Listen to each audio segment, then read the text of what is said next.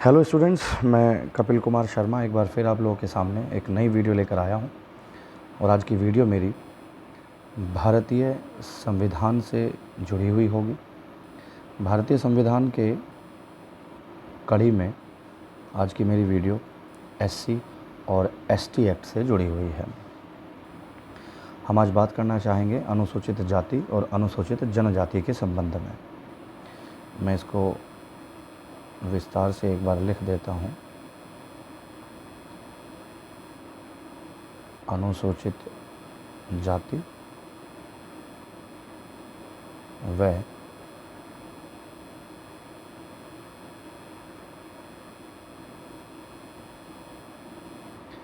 अनुसूचित जनजाति। बढ़ते हैं आगे अपनी वीडियो को आगे लेकर।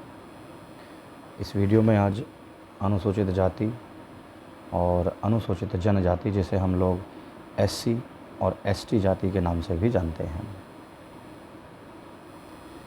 इस विषय में बात करें तो भारतीय संविधान के भाग 16 में एससी और एसटी जातियों के विशेष उपबंध के बारे में बात की गई है। संविधान के भाग 16 में अनुच्छेद 330 से लेकर और 342 तक विशेष वर्गों से संबंधित उपबंध दिए गए हैं। वो विशेष वर्ग कौन कौन से हैं उनके बारे में बात कर लेते हैं। 330 से लेकर 342 तक अनुसूचित जाति मतलब एससी, अनुसूचित जाति मतलब एसटी और आंग्ल भारतीय समुदाय, जिन्हें हम एंग्लो इंडियन भी कहते हैं, इसी के साथ अल्पसंख्यक तथा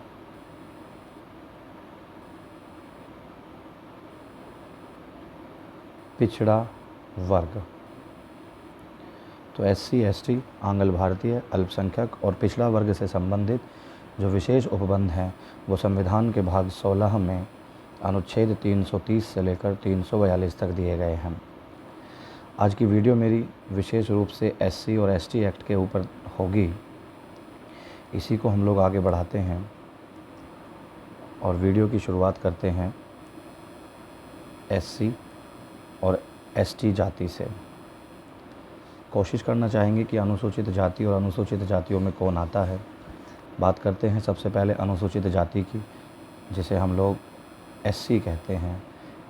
अनुसूचित जातियों में प्राय उन जातियों को शामिल किया गया है जो, यहाँ लिख देते हैं, जो आर्थिक रूप से कमज़ोर, व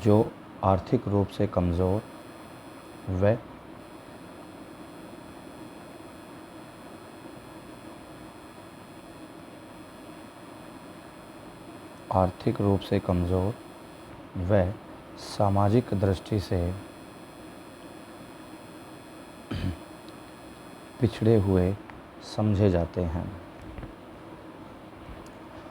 इनके साथ हम लोग कुछ और भी बात कर सकते हैं। इन जातियों में, इन समुदाय में उन लोगों को भी शामिल किया जाता है जो ऐसे क्षेत्रों में रह रहे हैं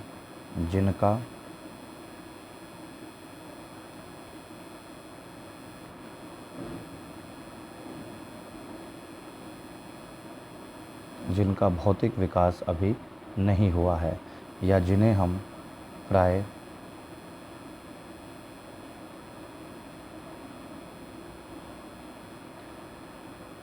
आदिवासी क्षेत्र भी कहते हैं। हम बोल सकते हैं आदिवासी क्षेत्रों में, इसे थोड़ा सा ध्यान दीजिएगा,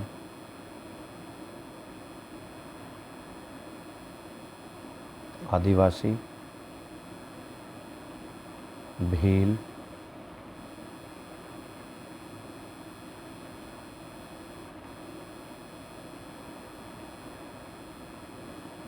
खाना बदोश आदि जो जातियां हैं वो एसटी कैटेगरी में आती हैं। और एससी और एसटी इन दोनों श्रेणियों के व्यक्तियों को विकास की धारा के साथ जोड़ने के लिए विशेष प्रयासों की आवश्यकता समझी गई। और इसी कड़ी में सरकार के द्वारा अनुसूचित जाति और अनुसूचित जनजाति के लिए विशेष उपबंध तैयार किए गए। वो विशेष उपबंध कौन कौन से हैं उनके बारे में पहले थोड़ी सी बातें कर लेते हैं। नंबर 1 क्या कहता है? नंबर 1 इसमें बताया गया कि एससी और एसटी जातियों के लिए भारतीय संविधान में विशेष रूप से कोई परिभाषा नहीं दी गई। इसे आप भली भांति समझिए। एससी और एसटी जातियों के लिए संविधान में कोई विशेष परिभाषा नहीं दी गई है। नंबर 2 भारतीय संविधान के अनुच्छेद 341 व अनुच्छेद 342 के अनुसार भारतीय संविधान के अनुच्छेद 341 और 342 के अनुसार देश के राष्ट्रपति को इस संबंध में शक्तियां प्रदान की गई। एससी और एसटी के संबंध में कुछ शक्तियां प्रदान की गई और ये शक्तियां कौन कौन सी थी इसको हम लोग एक बार अच्छे से लिख लेते हैं। यह शक्ति दी गई, यहाँ मैं लिख लेता हूँ, राष्ट्रपति को यह शक्ति दी गई कि वो प्रत्येक राज्य के राज्यपाल से, राष्ट्रपति प्रत्येक राज्य के राज्यपाल अर्थात गवर्नर प्रत्येक राज्य के राज्यपाल से परामर्श करके इस संबंध में, किस संबंध में, एससी और एसटी के उपबंध के संबंध में एक सूची तैयार करेगा। और राष्ट्रपति सूची तैयार कर इस संबंध में कुछ विशेष नियम तैयार करेगा, विशेष उपबंध तैयार करेगा जो सीधे रूप से एससी और एसटी जातियों के लिए होंगे और उनको सपोर्ट या उनको आर्थिक रूप से और सामाजिक रूप से आगे बढ़ाने के लिए बने हों। संविधान के इस संबंध में कुछ उपबंध तैयार किए गए हैं। उन उपबंधों को अब हम विशेष रूप से तैयार कर लेते हैं, देख लेते हैं एक बार। संविधान में, भारतीय संविधान में एक अनुच्छेद है, अनुच्छेद 15। अनुच्छेद 15 में क्या बताया गया कि राज्य किसी नागरिक के साथ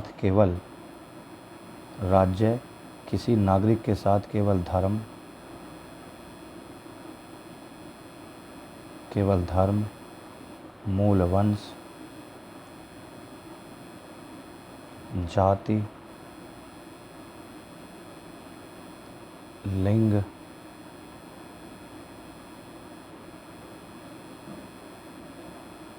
जन्म स्थान या इनमें से किसी के आधार पर भी भेद या विभेद नहीं करेगा। मैंने बताया कि अनुच्छेद 15 में ये लिखा हुआ है कि राज्य किसी नागरिक के साथ केवल धर्म, मूल वंश, जाति, लिंग या जन्म स्थान या इनमें से किसी एक के आधार पर भी कोई विभेद नहीं करेगा। ये अनुच्छेद 15 में लिखा गया है। आगे बढ़ते हैं। अनुच्छेद 15 को थोड़ा और आगे बढ़कर पढ़ते हैं। अनुच्छेद 15 का चौथा भाग, इसमें बताया गया है कि अनुच्छेद 15(4) के अनुसार राज्य सामाजिक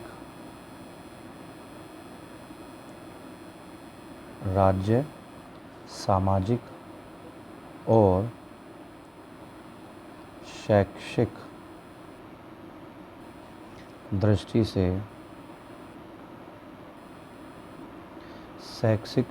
से पिछड़े नागरिकों या अनुसूचित जाति और अनुसूचित जनजाति के अपनी सेवाओं में आरक्षण की व्यवस्था करेगा।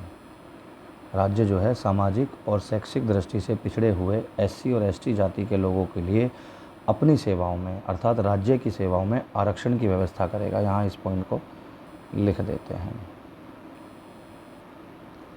आरक्षण की व्यवस्था करेगा, आरक्षण की व्यवस्था करेगा। आगे बढ़ते हैं तीसरे पॉइंट की तरफ। इसी कड़ी में अनुच्छेद 15 के बाद एक अनुच्छेद है, अनुच्छेद 19। अनुच्छेद 19 क्या कहता है? भारतीय संविधान के अनुच्छेद 19 के अनुसार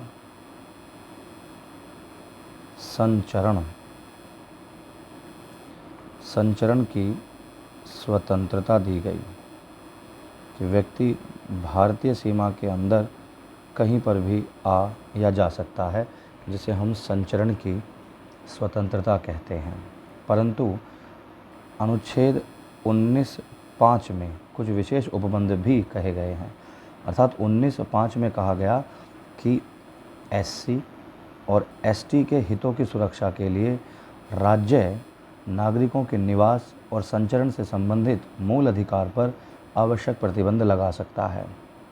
अनुच्छेद 19(5) में कहा गया है कि अनुसूचित जाति और अनुसूचित जनजाति के हितों की सुरक्षा के लिए जो राज्य है वो नागरिकों के निवास और संचरण से संबंधित मूल अधिकार पर आवश्यक प्रतिबंध लगा सकता है। अनुच्छेद 19 में लिखा गया है। आगे बढ़ते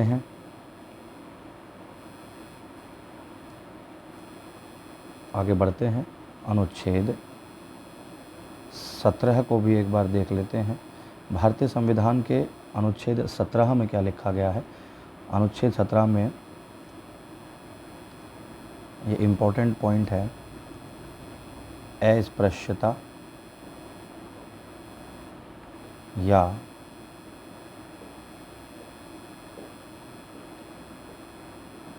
छुआछूत का उन्मूलन किया गया।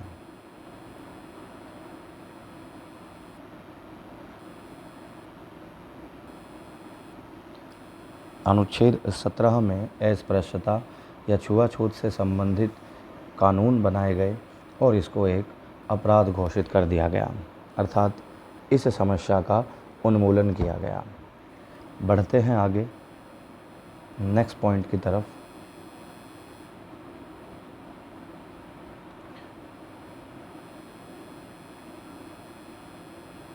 अनुच्छेद 16(4) में क्या कहा गया?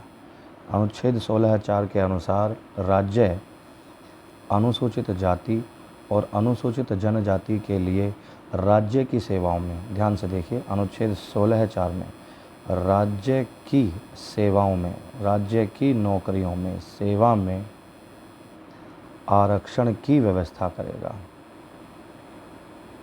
आरक्षण की व्यवस्था करेगा।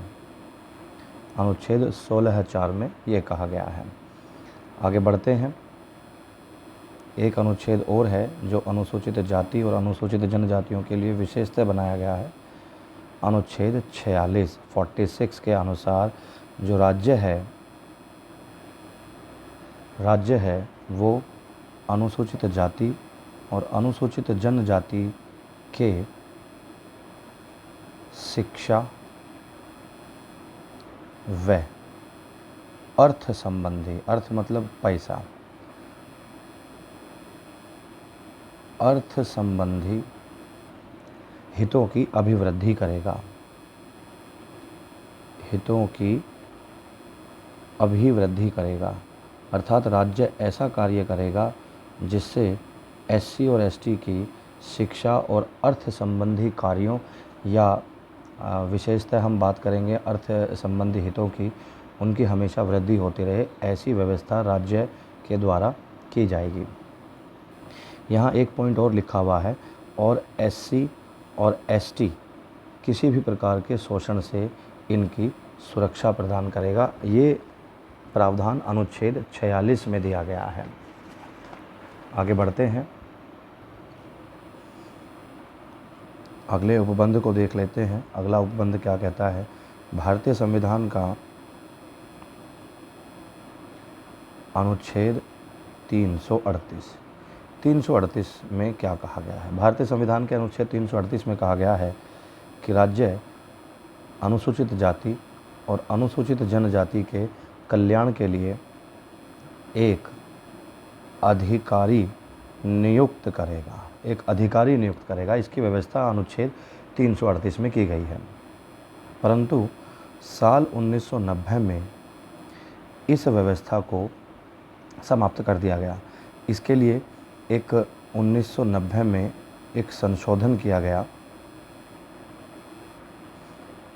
संशोधन का नंबर था 65वां संविधान संशोधन किया गया 1990 में, और इस अधिकारी को नियुक्त करने के स्थान पर बताया गया कि अनुसूचित जाति और अनुसूचित जनजाति राष्ट्रीय आयोग, SC ST राष्ट्रीय आयोग, नेशनल कमीशन राष्ट्रीय आयोग की स्थापना का उपबंध किया गया।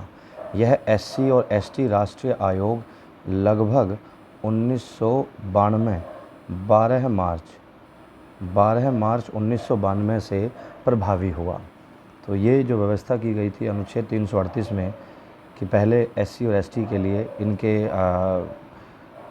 इनके हितों की सुरक्षा के लिए एक अधिकारी नियुक्त किया जाएगा, परंतु 1990 में एक संशोधन किया गया, 65वां संशोधन, और उस संशोधन में कहा गया कि अधिकारी के नियुक्त करने के स्थान पर SC ST राष्ट्रीय आयोग की स्थापना की जाए, और यह राष्ट्रीय आयोग 12 मार्च 1992 से प्रभावी हुआ। आगे बढ़ते हैं अपने अगले उपबंध की तरफ, जो SC और ST एक्ट को सीधे प्रभावित करता है। हम बात कर लेते हैं अब अनुच्छेद 339(1) की। इसमें क्या प्रावधान किया गया है? इसमें प्रावधान किया गया है कि देश के जो राष्ट्रपति हैं, देश के राष्ट्रपति प्रत्येक 10 वर्ष में अनुसूचित जाति और अनुसूचित जनजाति के कल्याण के लिए एक आयोग की नियुक्ति करेंगे, एक आयोग की नियुक्ति करेंगे। यह प्रावधान किस में दिया गया है? यह प्रावधान दिया गया है अनुच्छेद 339(1) में। चलते हैं अब अपने अगले उपबंध की तरफ। अगला उपबंध है भारतीय संविधान के अनुच्छेद 275(1) में। इसमें क्या प्रावधान है? भारतीय संविधान के अनुच्छेद 275(1) के अनुसार जो संघ है, भारतीय संघ है, यूनियन है, वो अनुसूचित जाति और अनुसूचित जनजाति के कल्याण के लिए राज्य की योजनाओं में, अगर राज्य, देश का कोई भी राज्य SC और ST के लिए कोई विशेषता योजना निकालता है, तो राज्य की योजना के लिए, राज्य योजना के लिए वित्तीय सहायता देगा। यदि कोई राज्य SC और ST के लिए कोई योजना निकाल रहा है, तो उस योजना में केंद्र जो है वो राज्य की मदद करेगा, वित्तीय सहायता देगा, पैसा प्रदान करेगा। आगे बढ़ते हैं, 10वां उपबंध देख लेते हैं कि भारतीय संविधान की, यहाँ लिख लेते हैं, भारतीय संविधान की 5वीं व 6ठी अनुसूची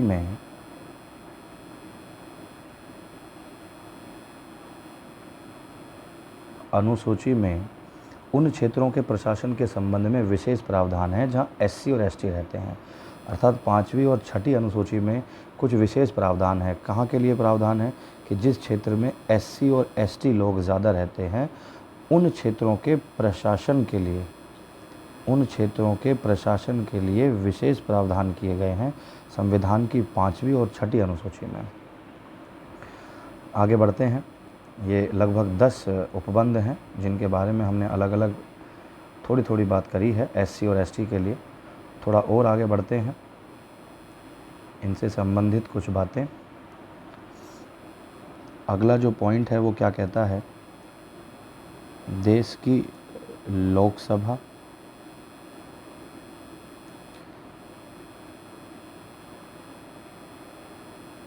राज्यसभा और राज्य विधानमंडल। इस विधानमंडल में विधानसभा और विधान परिषद सामूहिक रूप से लिए जा सकते हैं। और लोकसभा, राज्यसभा और राज्य विधानमंडल में एससी और एसटी के लिए आरक्षण की क्या व्यवस्था की गई है, इस पर थोड़ा सा विचार विमर्श कर लेते हैं। विचार विमर्श किस आधार पर होगा कि भारतीय संविधान के, मैं यहाँ विशेषतः लिख देता हूँ एक बार, भारतीय संविधान के अनुच्छेद 330 में जो भारत की लोकसभा है, संसद का निम्न सदन है, लोकसभा में एससी और एसटी के लिए क्रमशः अगर हम बात करें तो एससी के लिए लगभग 79 सीटें रिज़र्व्ड हैं, जबकि एसटी के लिए 40 स्थान रिज़र्व्ड हैं। और ये जो संख्या है ये घट बढ़ सकती है। किस आधार पर? क्षेत्र की जनसंख्या के आधार पर यह आरक्षण का जो आधार है वो घट या बढ़ सकता है। ये अनुच्छेद 30 में है कि लोकसभा में जो अनुसूचित जाति है, जो एससी है, उनके लिए 79 सीटें रिज़र्व्ड हैं, जबकि एसटी के लिए 40 सीटें रिज़र्व हैं। अनुच्छेद 330। बात कर लेते हैं आगे अनुच्छेद 332 के लिए। 332 में है, हम बात करते हैं राज्य विधानमंडल में। यहाँ लिख लेते हैं राज्य विधानमंडल। और राज्य विधानमंडल में जो विधानसभाएं हैं, विधानसभा, तो विधानसभा में एससी और एसटी के लिए आरक्षण की व्यवस्था की गई है। तो राज्य विधानसभाओं में कुल 3,991 स्थानों में से लगभग 548 सीटों पर एससी रिजर्व्ड किए गए हैं और 527 जो सीटें हैं वो एसटी के लिए रिजर्व की गई हैं। ये संपूर्ण देश की जो विधानसभाएं हैं सभी राज्यों की मिलाकर, उसमें 3,991 सीटों में से लगभग 548 एससी के लिए और 527 सीटें एसटी के लिए रिजर्व्ड की गई हैं। ये व्यवस्था विशेष दी गई है एससी और एसटी के लिए। आगे बढ़ते हैं अब और देखते हैं एससी और एसटी के लिए क्या किया गया है। अब थोड़ी इम्पोर्टेंट बातें कर लेते हैं जो आरक्षण से संबंधित है। आरक्षण भारतीय संविधान में या मूल संविधान में आरक्षण केवल 10 वर्ष के लिए दिया गया था। हम लोग यहाँ पर लिख सकते हैं कि एससी और एसटी के किसी भी प्रकार के आरक्षण को मूल संविधान में केवल 10 वर्षों के लिए प्रभावी किया गया था। 10 वर्षों तक लागू किया जाएगा। तो लगभग 1950 में जब भारतीय संविधान लागू किया गया तो भारतीय संविधान की मूल कॉपी में एससी और एसटी के लिए लगभग 10 वर्षों के लिए आरक्षण की व्यवस्था की गई थी। परंतु 1959 में लोकसभा में बिल पास करके और इसे 20 वर्षों के लिए बढ़ा दिया गया। अर्थात पहले 10 वर्षों तक था और मूल संविधान के अनुसार फिर इसको 20 वर्षों के लिए बढ़ा गया। इसी प्रकार 1969 में इसे 30 वर्ष के लिए कर दिया गया और इसी कड़ी में आगे बढ़ते हुए 1980 में इसमें फिर संशोधन किया गया और यह वर्ष 40 वर्ष कर दिए गए। उसके बाद 1989 में 89 में 62वां संविधान संशोधन किया गया और इसे संविधान प्रारंभ होने के जिस दिन संविधान प्रारंभ हुआ 1989 में यह जो वर्ष थे ये 50 वर्ष कर दिए गए कि जिस समय संविधान प्रारंभ हुआ उस वर्ष से लेकर अग्रिम 50 वर्षों तक के लिए आरक्षण की अवधि को बढ़ा दिया गया। फिर 79 संविधान संशोधन 1999 के द्वारा लगभग 1999 के लिए 99 में इसे 60 वर्षों के लिए कर दिया गया। 60 वर्षों के लिए कर दिया गया, अर्थात 60 वर्षों की बात करें तो लगभग 2010 तक के लिए इसको निर्धारित कर दिया गया। ऐसे ही 2010 से लेकर 2020 तक और इसी प्रकार वर्तमान में 2020 से लेकर 2030 तक आरक्षण की व्यवस्था की गई है।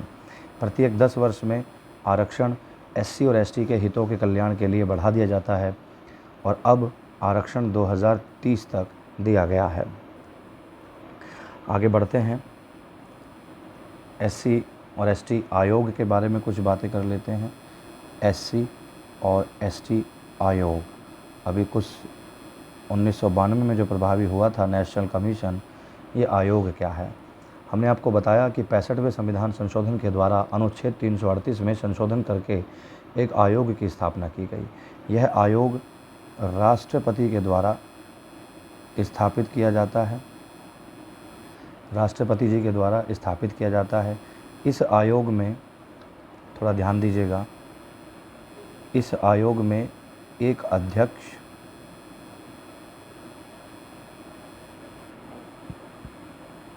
एक उपाध्यक्ष तथा 5 अन्य सदस्य होते हैं। इस आयोग के कार्य क्या क्या हैं? एससी और एसटी आयोग के कार्य क्या क्या हैं? इसका कार्य एससी और एसटी के द्वारा की जाने वाली जो शिकायत है उनकी जांच करना है, शिकायत की जांच करना। आयोग का दूसरा कार्य क्या है? एससी और एसटी के सामाजिक और आर्थिक विकास में भाग लेना। नोट करते रहिएगा, आयोग का दूसरा कार्य है एससी और एसटी के सामाजिक और आर्थिक विकास में भाग लेना। तीसरा है एससी और एसटी के संरक्षण के कार्य पर प्रतिवर्ष कि इनके कल्याण के लिए क्या क्या कार्य किए गए, उसके लिए प्रतिवर्ष राष्ट्रपति को रिपोर्ट देना। आयोग का अगला कार्य एससी और एसटी के विकास की प्रगति का मूल्यांकन करना, एनालाइज करना कि देश में अनुसूचित जाति और अनुसूचित जनजाति के विकास की जो लाइन है, विकास की जो प्रगति है वो कितनी है, उस विषय में बात की जाती है। तो आज की वीडियो लगभग अनुसूचित जाति और अनुसूचित जनजाति के संबंध में थी। बहुत ही छोटी छोटी बातें मैंने इस वीडियो में आप लोगों के साथ साझा की हैं। उम्मीद करता हूं कि आपको वीडियो अच्छी लगी होगी, या किसी अन्य प्रकार की सूचना के लिए आप वीडियो में कमेंट करके पूछ सकते हैं। धन्यवाद।